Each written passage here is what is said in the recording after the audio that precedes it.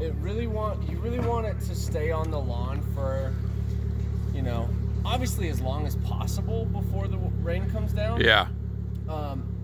But like a minimum of like 30 minutes. Right. Is pretty. You'll still get pretty good results from it. But in terms of, so I guess like you'll start mixing at the beginning of the day. Yeah. Now, are you guys going to be buying it pre-mixed? Or Yeah. We add about 3 times the water, I think. Okay. Yeah, All it's right. about 3 to 1. Yeah. And then, so I guess the question is really like, is the One Earth mix for you guys, do you know if it's the iron and soy mixture plus the MDS mixture, or is it like if that's all mixed together at first? Or if I it's think all so. in one? Okay. I think it's all in one, yeah. Okay, yeah, that's kind of what I would imagine too, but just the biggest thing, especially in the summer, like product management is really key because the One Earth will start to go bad. Yeah. Basically, like the nitrogen will just start to eat the other components, and it'll essentially turn into ammonia in your tank. So, like, if you really start smelling that in the tank. Oh, okay. So is that during the day or just during the week kind of a like thing? Throughout the week. Yeah. Like if you, it's really the biggest problem over the weekends. Yeah. So like Fridays you want to make sure your product management is just really accurate. Right. When you're first starting out, like it's really important to keep track of your app rates. Like job to job.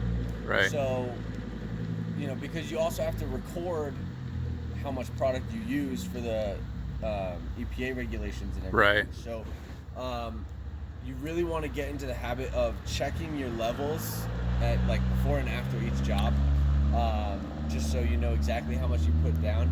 When it comes to spraying, like the one control that you have over your app rate is your walking speed. Yeah. And so that's like once you start doing it a lot, you'll figure out your steady pace. Yeah. But until you get to that point, like just check it every single job. Okay. When you're mixing, you want to cycle the tank for 5 minutes at least, and then I run the hose while I cycle the tank, so I'll just leave the gun off of the hose and just kind of stick it in there and let it cycle through the hose. Oh, I see. Yeah, because at the end of the day, there's still, depending on the length of your hose, there's still about 5 gallons in these reels. They hold about 5 gallons. So the product in there, if it's over the weekend, the product in there can start going bad. I see. Yeah. So, and then just mixing that is like super important because when it goes bad, it'll burn the lawn really quickly. Oh. So like the first. You smell that ammonia and it'll. Yeah, exactly. So if it does start going bad and you don't cycle the hose, that first lawn will most likely get burned. Yeah. That's a big problem. Yeah, exactly, and an expensive one. Yeah. So. So guys, this is Cameron, by the way, a Tech at Organolawn. Yeah. Helping us out today. Awesome. So I guess this is my 3rd season here. I've got my QS qualifications in pest, ornamental, rangeland, and right-of-way. So that's qualified supervisor in Colorado. Yeah, correct. Yeah. So depending on your, the equipment you're using, specifically like the guns and the nozzles that you're using, we run our pumps at 100 PSI, but that will mostly be dictated by those other, applicating equipment, like the nozzles. So we've been trying out different nozzles, so I have to kind of adjust mine.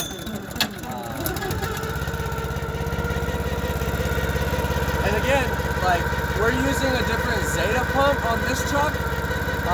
The Zeta pumps are plastic.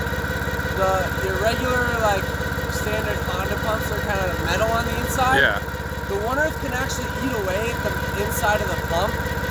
So that's why we've been trying these Zeta pumps. I haven't really had any problem with this one. But the pressure lever is a little bit different on these ones. other ones are just a silver handle that goes up and down. But this is, adjusting your PSI and then opening your ball valve. That's just kind of basics first. Yeah.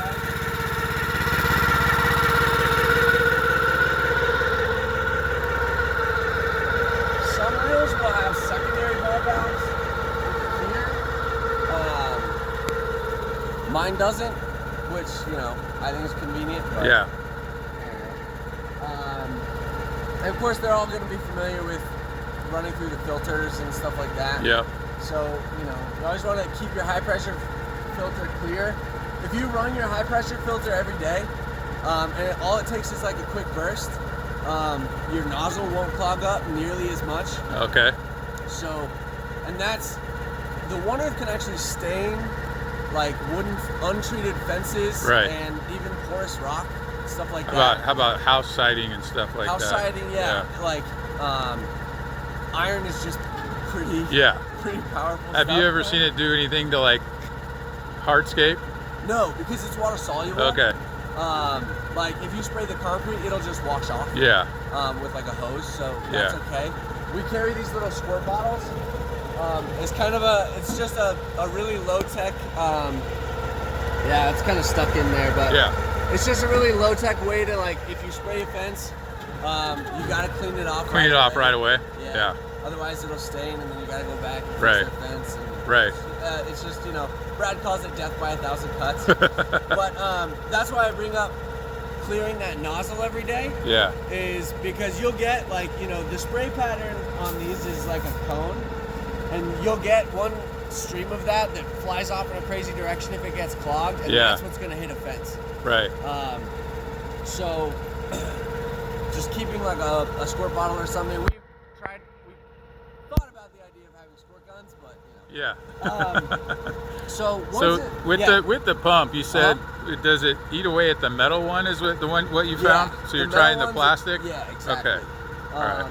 So, and I'll kind of talk about that, like sort of how we remedy that a little bit when we're done shooting here. Yeah. The big things you want to look out for when you're applying are the edges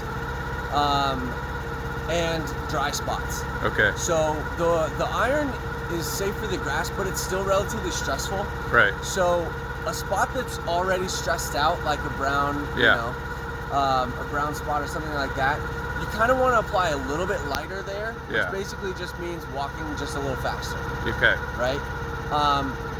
Edges, there are kind of two methods that we've been trying with edges. So one is just like a kind of a direct spray. When I'm spraying and like pulling a hose, I like to keep it over my shoulder, just because it takes a lot of less pressure, especially when you're pulling like 300 feet.